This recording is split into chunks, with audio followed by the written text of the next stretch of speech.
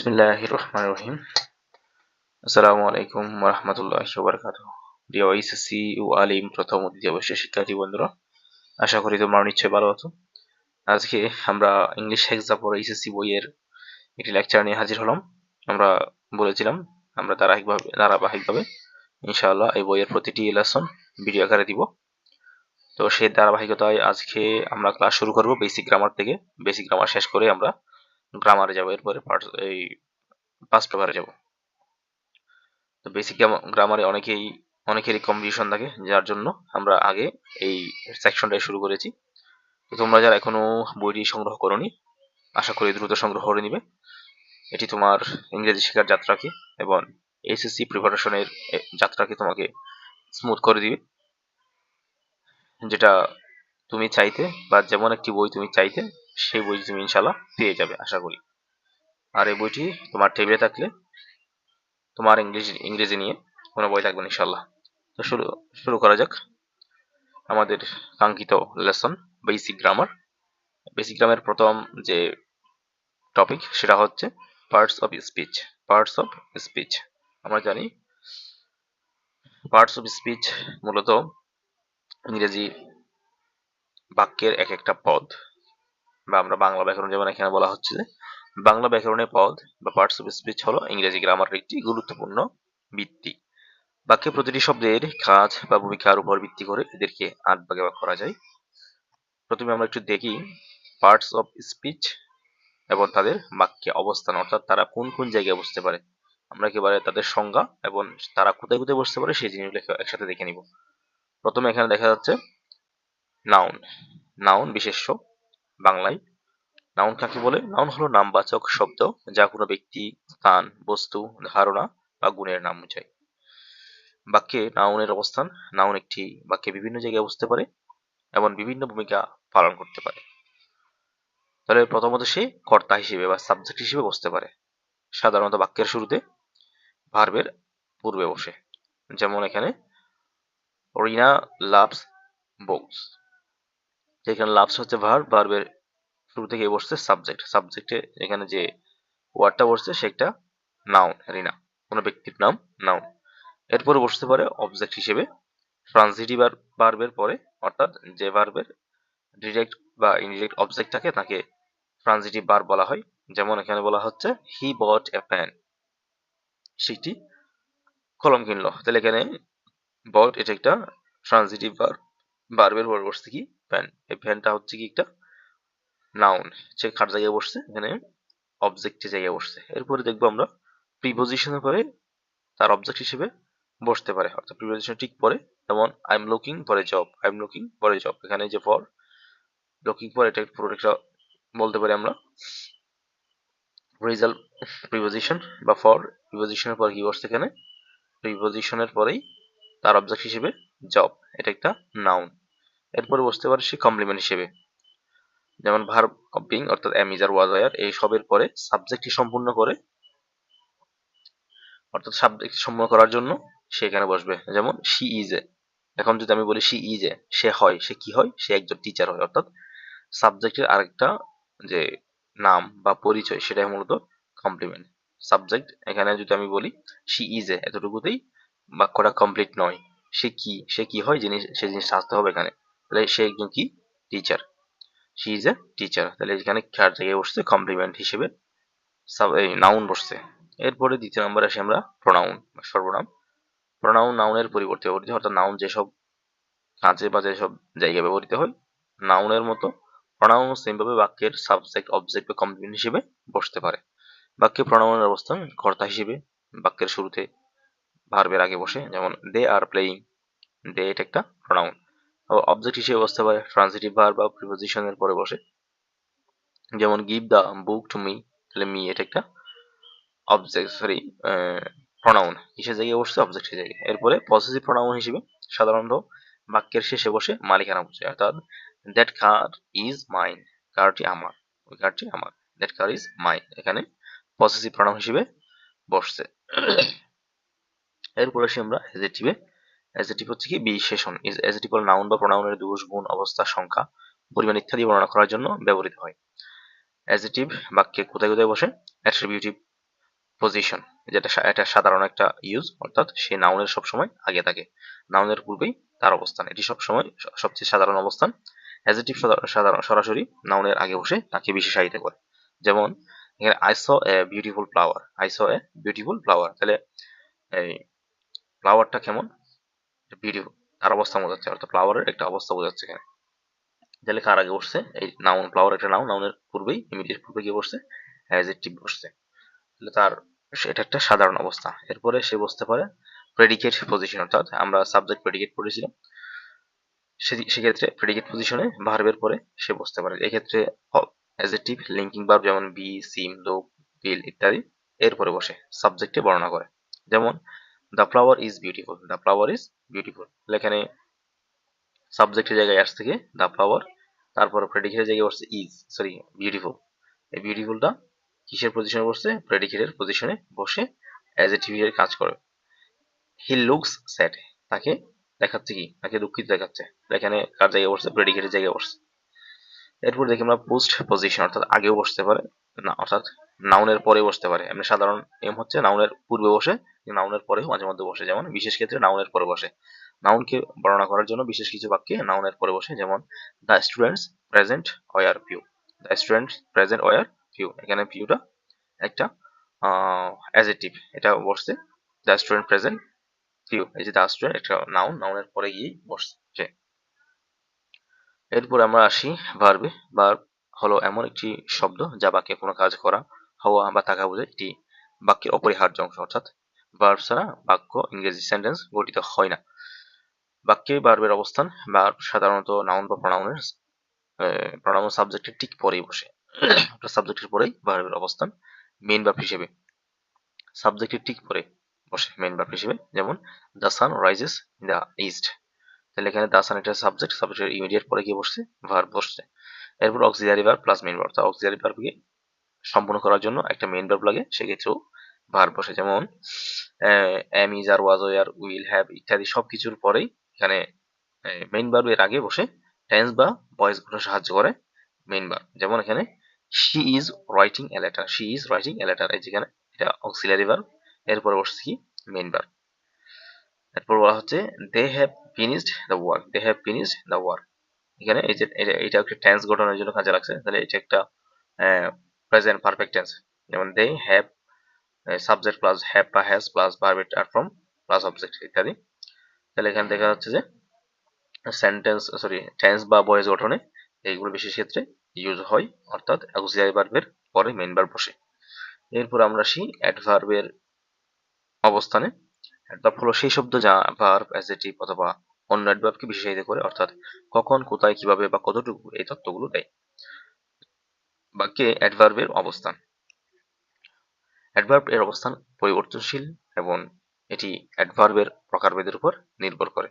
তাহলে অ্যাডভার্ব বিভিন্ন রকম হতে পারে, adverb of manners, adverb prime, adverbs of frequency, degree, অনেক রকমের হতে পারে, সেটা তার ধরনের উপর ডিপেন্ড করে। যেমন এখানে ম্যানার বা ধরন এবং প্লেস সাধারণত ভার্ব এবং অবজেক্টের পরে বসে। যেমন ম্যানার ক্ষেত্রে হি drives the car slowly, he drives the car slowly, তাহলে এখানে বলছে কি সাধারণত ভার্ব এবং অবজেক্টের পরে বসে। তাহলে এখানে ড্রাইভস হচ্ছে কি ভার্ব, আর দ্য কার এটা একটা অবজেক্ট, অবজেক্টের পরে বসছে স্লোলি, এটা হি ড্রাইভস দ্য কার স্লোলি, তাহলে স্লোলিটা একটা অ্যাডভার্ব হিসেবে বসছে, অ্যাডভার্ব অফ ম্যানার্স। এরপর অ্যাডভার্ব প্লেসে I live here, I live here, এখানে আই সাবজেক্ট, সাবজেক্ট পরে ভার্বের পরে বসছে কি এখানে এই এই অ্যাডভার্বটা হেয়ার, এটা একটা অ্যাডভার্ব প্লেস, অর্থাৎ কোথায় সেটা নির্দেশ করে।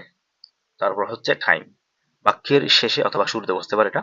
যেমন এন্ডিং এর ক্ষেত্রে, অর্থাৎ লাস্টে যদি বসে সেক্ষেত্রে আই স হিম ইয়েস্টারডে, আমি তাকে গতকাল দেখেছিলাম, তাহলে ইয়েস্টারডেটা বসছে কোথায়, বাক্যের একদম শেষে। আবার শুরুতে বসতে পারে বিগিনিং এ, ইয়েস্টারডে আই স হিম, গতকাল আমি তাকে দেখেছিলাম, এটা দুই ক্ষেত্রেই বসতে পারে এটা, সামনে বা পিছনে।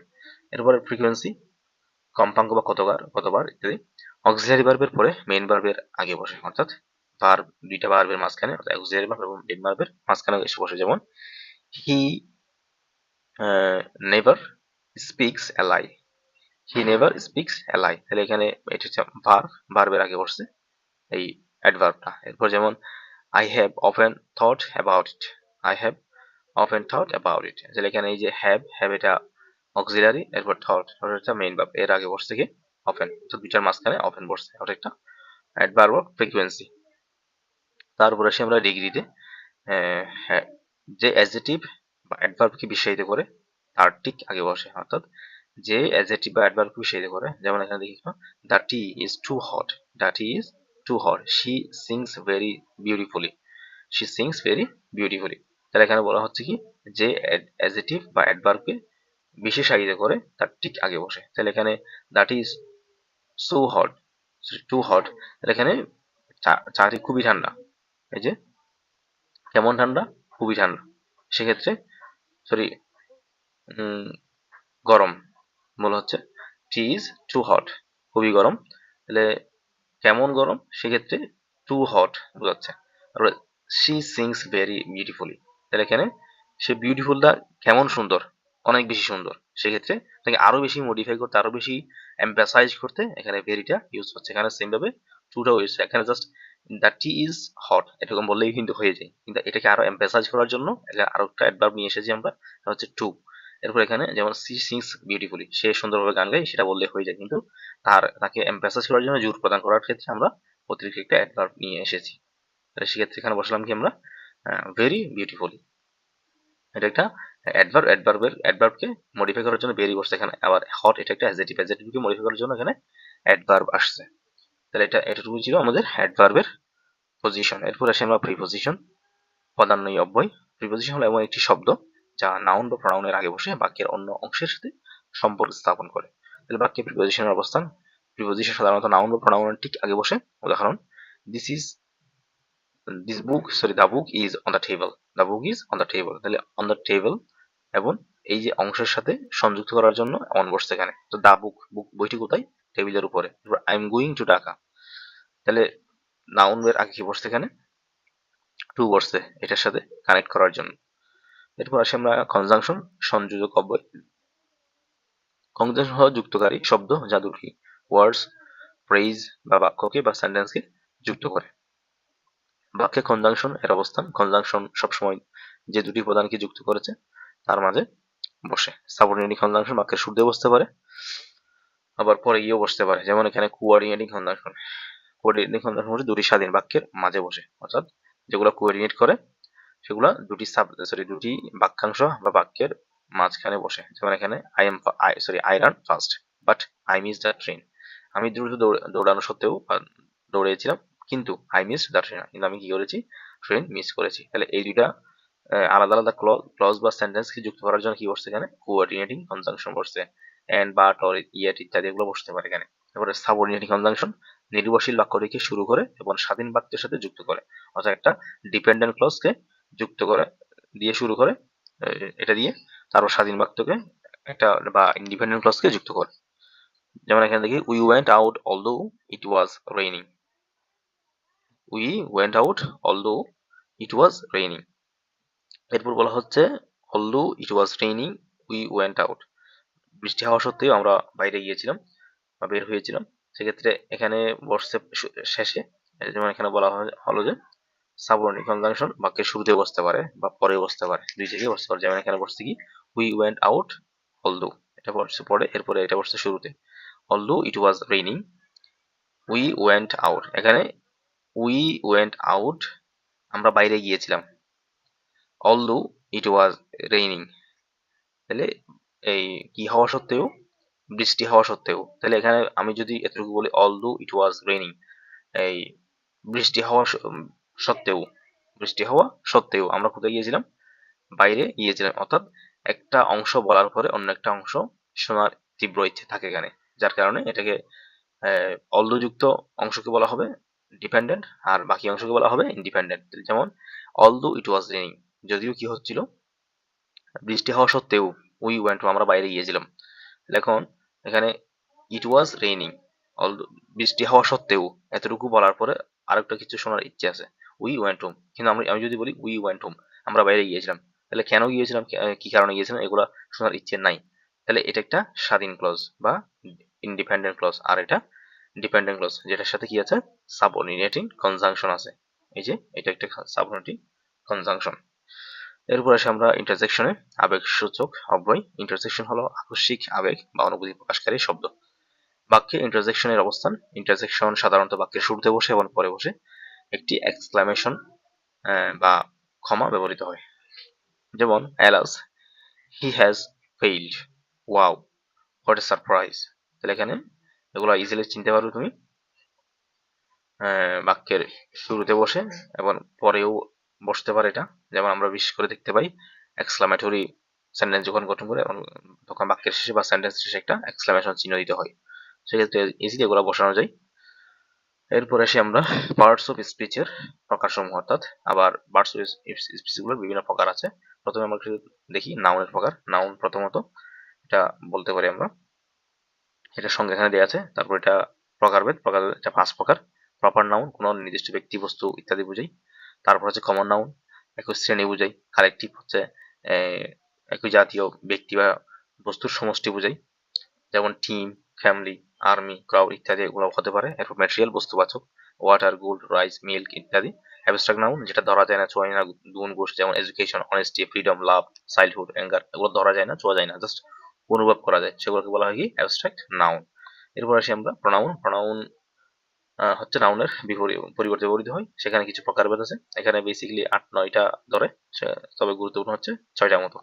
যেমন এখানে প্রথমে পার্সোনাল প্রোনাউন। পার্সোনাল প্রোনাউন ক্ষেত্রে I, we, you, he, she, it, they ইত্যাদি এগুলো। তারপরে হচ্ছে পসেসিভ প্রোনাউন, যেমন mine, yours, his, hers, ours, theirs ইত্যাদি।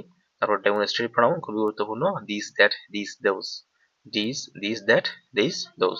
তারপর interrogative pronoun, who, whom, whose, which, that, sorry what, এগুলো হচ্ছে ইন্টারোগেটিভ বা প্রশ্ন করার জন্য ইউজ হয়। এরপর রিলেটিভ, সেম এখানে ইন্টারোগেটিভ যেগুলো ইউজ হয় ম্যাক্সিমাম ক্ষেত্রে কিন্তু রিলেটিভ ইউজ হয়। রিলেটিভ যেগুলো যখন কখন আমরা রিলেটিভ বলবো আর কখন ইন্টারগেটিভ বলবো, যখন দেখবো যে এটা বাক্যের শুরুতে বসছে বা কোয়েশ্চেন করতেছে, সেক্ষেত্রে আমরা বলবো ইন্টারগেটিভ প্রোনাউন। যদি মাঝখানে বসে বা দুটি ক্লজের বা দুটি সেন্টেন্সের মাঝখানে বসে সম্পর্ক স্থাপন করে, সেক্ষেত্রে আমরা বলবো এটা রিলেটিভ প্রোনাউন। যেমন হু, হুম, হুইচ, দ্যাট। যেমন এখানে বলা হচ্ছে I know the man who came here, তাহলে এখানে বসছে দুইটা ক্লজের মাঝখানে, দুইটা ক্লজকে যুক্ত করার জন্য এখানে হু বসছে, তাহলে সেটা রিলেটিভ প্রোনাউন। এরপর indefinite pronoun, someone, anyone, everybody, all, my, many ইত্যাদি। যেখানে বলা হচ্ছে আরো 2-3টা প্রকার আছে যা সাধারণত ব্যবহার হয় না, সেগুলো দরকার নেই আর। এরপর অ্যাজেটিভ এর কয়েকটা প্রকার আছে, যেমন অ্যাজেটিভ অফ কোয়ালিটি গুণবাচক, যেমন good, bad, beautiful, honest. Adjective of quantity পরিমাণবাচক, যেমন much, little, some, enough. Adjective of number, যেমন one, two, first, second, many. তারপর হচ্ছে ডেমনস্ট্রেটিভ প্রোনাউন অ্যাজেটিভের ক্ষেত্রে এই যে এই দিস, দোজ ইত্যাদি এগুলো। পসেসিভ অ্যাজেটিভের ক্ষেত্রে মাই, হার ইত্যাদি এগুলো। তারপর হচ্ছে ভার্ব। ভার্ব মানে ক্রিয়া, এর বিভিন্ন প্রকার আছে। এর প্রকারের মধ্যে প্রথমে হচ্ছে ট্রানজিটিভ ভার্ব, আরেকটা হচ্ছে ইনট্রানজিটিভ ভার্ব। ট্রানজিটিভ ভার্ব মধ্যে যার অবজেক্ট থাকে, আর ইনট্রানজিটিভ যার অবজেক্ট থাকে না বা অবজেক্ট দরকার হয় না। এরপর অক্সিলারি ভার্ব আমরা জানি am, is, are, was, were, have, has, had. যেমন এখানে বি ভার্বের মধ্যে am, is, are, was, were, have এর মধ্যে have, has, had, do, does, did. মডালের মধ্যে can, will, may, should, must ইত্যাদি এগুলো হচ্ছে কি অক্সিলারি ভার্ব। এরপর আছে ফাইনাইট ভার্ব, সমাপিকা ক্রিয়া, যে ক্রিয়া সাবজেক্ট ও টেন্স অনুযায়ী তার রূপ পরিবর্তন করে তার এবং বাক্যকে সম্পূর্ণ করে।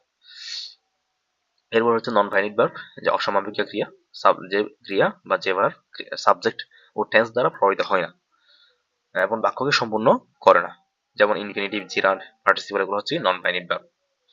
আর ফাইনাইট ভার্ব হচ্ছে যেগুলো দ্বারা টেন্স পরিবর্তন হয়, কিন্তু এগুলো দ্বারা টেন্স কোনো পরিবর্তন হবে না। যেমন এখানে শি ওয়ান্টস টু গো, এখানে ওয়ান্টসটা হচ্ছে ফাইনিট আর টু গো হচ্ছে নন ফাইনিট, তাহলে এটা দ্বারা কোনো কি হবে না, টেন্স পরিবর্তন হবে না। এরপর আমরা অ্যাডভার্বের ক্ষেত্রে অ্যাডভার্বের কিছু প্রকার আছে। অ্যাডভার্ব অফ ম্যানার্স ধরন, slowly, quickly, carefully. Adverb of place স্থান নির্দেশ করতে, হেয়ার, দেয়ার, অ্যাওয়ে, এভরিওয়ার। তারপর হচ্ছে adverb of time, yesterday, now, soon, later, time বোঝাতে। এরপর অ্যাডভার্ব অফ ফ্রিকোয়েন্সি, কম্পাঙ্ক বা খাঁজটি কতবার হয়, অলওয়েজ, অফেন, নেভার, সামটাইমস ইত্যাদি। অ্যাডভার্ব অফ ডিগ্রি, মাত্রা বোঝাতে বা তীব্রতা বোঝাতে, এটা এমফাসাইজ করতে ইউজ হয়, বা আমরা অ্যাডভার্ব এমফাসাইজই বলতে পারি এটাকে। ভেরি, টু, অলমোস্ট, এক্সট্রিমলি ইত্যাদি। তারপর হচ্ছে প্রিপোজিশন। প্রিপোজিশন এর ক্ষেত্রে এখানে প্রকার না জানলে চলবে, তেমন প্রকার নাই। এখানে আমরা জাস্ট ওই সিঙ্গেল, ডাবল, কম্পাউন্ড কিছু প্রিপোজিশন এগুলো বুঝাই, সেক্ষেত্রে এগুলো না জানলেও চলে। এখানে কিছু তারপরে দেওয়া আছে সময় বোঝাতে যেগুলো ইউজ হয়, যেমন এট, ইন, অন। তারপর হচ্ছে স্থান বোঝাতে on, in, at, under, above, between, among ইত্যাদি ব্যবহৃত হয়। গতি বা দিক বোঝাতে টু, ইনটু, টুয়ার্ডস, ফ্রম ইত্যাদি ব্যবহৃত হয়। তারপর হচ্ছে কনজাংশন। কনজাংশনের কিছু প্রকারভেদ, এগুলো গুরুত্বপূর্ণ খুবই। কোঅর্ডিনেটিং কনজাংশন সমশ্রেণী দুটি স্বাধীন বাক্য বা শব্দকে যুক্ত করে। এখানে এটা মনে রাখার জন্য ফ্যান ভয়েস, অর্থাৎ এফ দিয়ে এখানে ফর, তারপর এ দিয়ে এন দিয়ে নর, তারপরে বি দিয়ে বাট, ও দিয়ে অর, তারপর ওয়াই দিয়ে ইয়েট, এস দিয়ে সো। ফান ভয়েস অর্থাৎ F or, sorry, for, and, nor, but, or, yet, so ইত্যাদি। এগুলো দ্বারা দুটি সেন্টেন্স বা ক্লজকে যুক্ত করা হয়। তারপর হচ্ছে সাব অর্ডিনেটিং কনজাংশন, এটা হচ্ছে ওই যেগুলো ডিপেন্ডেন্ট ক্লজ গঠন করার জন্য ব্যবহৃত হয়। যেমন এটি একটি নির্ভরশীল বাক্যকে একটি প্রধান বাক্যের সাথে যুক্ত করে, যেমন because, although, when, if, that ইত্যাদি। যেমন I went home because I was tired, আমি বাড়িতে গিয়েছিলাম কারণ আমি কি ছিলাম, টায়ার্ড ছিলাম। তারপর হচ্ছে কোরিলেটিভ কনজাংশন, সর্বদা জোড়ায় জোড়ায় ব্যবহৃত হয় এগুলা। যেমন এই যে আইদার, অর, নাইদার, নর, নট অনলি বাট অলসো ইত্যাদি, এগুলো হচ্ছে কি কোরিলেটিভ কনজাংশন। এগুলো একটু মনে রাখবে, কোঅর্ডিনেটিং, সাবঅর্ডিনেটিং আর কোরিলেটিভ কনজাংশন। এরপর আসি আমরা ইন্টারজেকশনের ক্ষেত্রে। ইন্টারজেকশন হলো সেই শব্দ যা আকস্মিক আবেগ, অনুভূতি বা বিস্ময় প্রকাশ করে। এই শব্দের পরে সাধারণত বিস্ময়সূচক চিহ্ন বসে, যেমন হররা, যেখানে বিস্ময়সূচক চিহ্ন বসছে। উই ওন দ্য ম্যাচ, এখানে কোনো কি নেই, প্রকার নেই এটার।